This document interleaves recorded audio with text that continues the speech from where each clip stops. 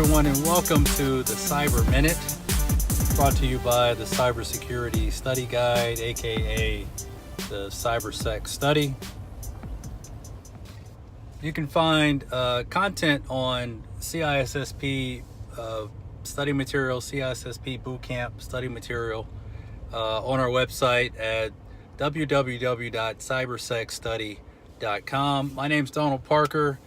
This is the Cyber Minute.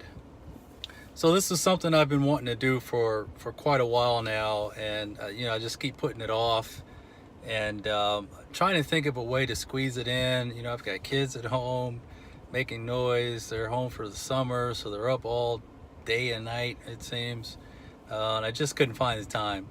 So I watch a lot of other YouTube channels. There's one guy in particular.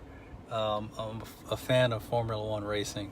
There's a guy named Mark Priestley who he puts out material, puts out content every week, I think a couple times a week, but he records while he's out walking his dog.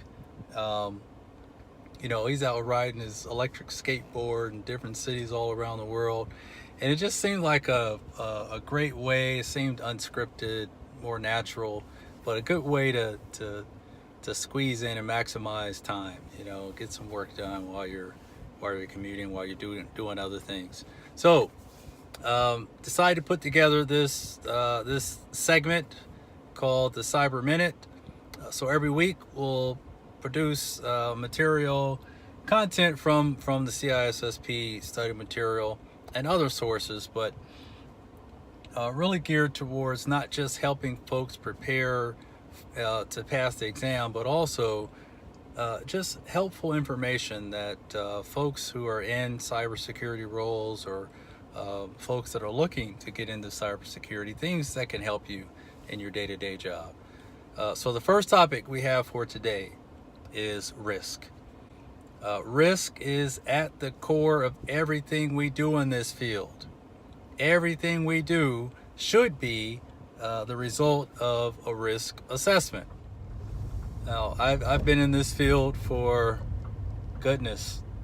17 years now, since the year 2000.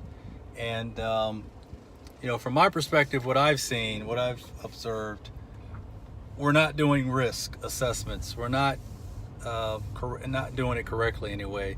Everything we're doing is really a vulnerability assessment, right? So we identify vulnerabilities, weaknesses in our systems and our environments, and we just close our eyes and blindly try to mitigate every vulnerability that we identify, wasting resources, wasting time, but that's seems to be the norm. And I've been a lot of different places, a lot of different environments. So risk is something that a very important topic that I teach in my boot camps and other cyber related courses. And I came up with a definition for risk. I've studied a lot of different resources, a lot of different material, and I haven't seen a consolidated definition of risk, the way that I'm getting ready to present it to you.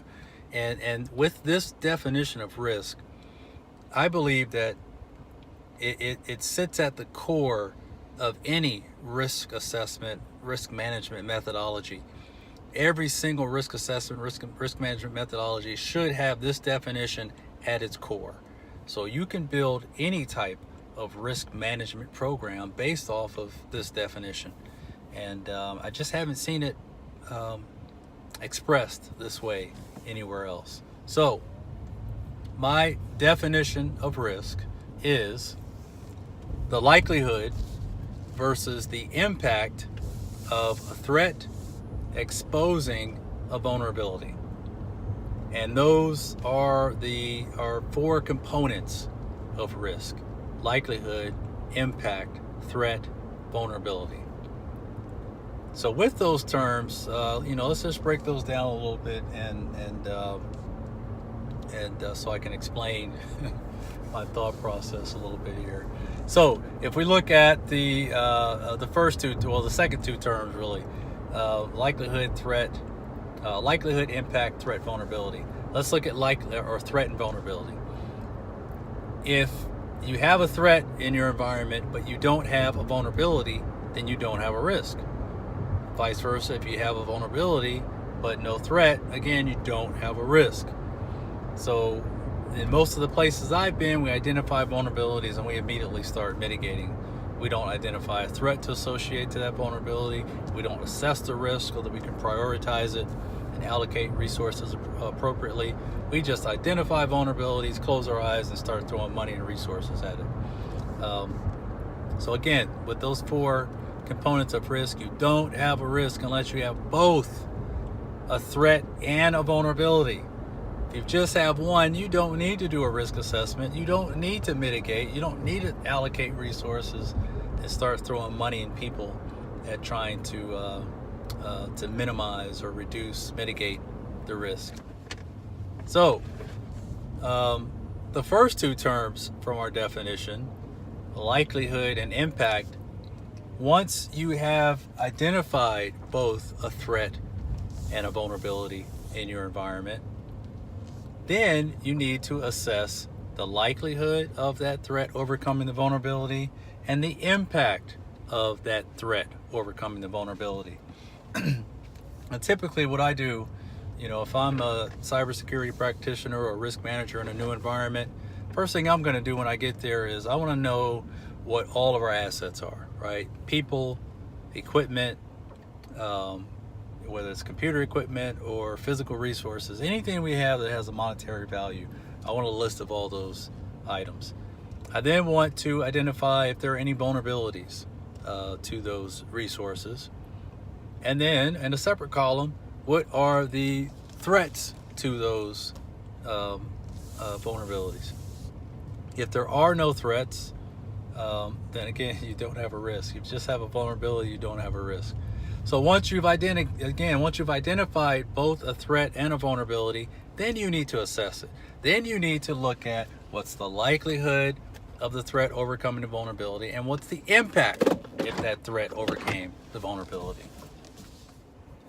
All right, so let's leave it there. That's our topic for this week, definition of risk. We're going to dig in a little deeper in the weeks to come on risk. We're going to talk about risk assessment, risk management. I'm going to give some real world examples of exactly how to conduct a risk assessment once you've identified a risk, both a threat and vulnerability. But for now, my name is Donald Parker. Thanks for watching. Like, subscribe, click the bell so that you get notifications, all that good stuff. I hate advertising, but yeah, appreciate it. Thanks everyone. Stay secure, and I'll see you next week.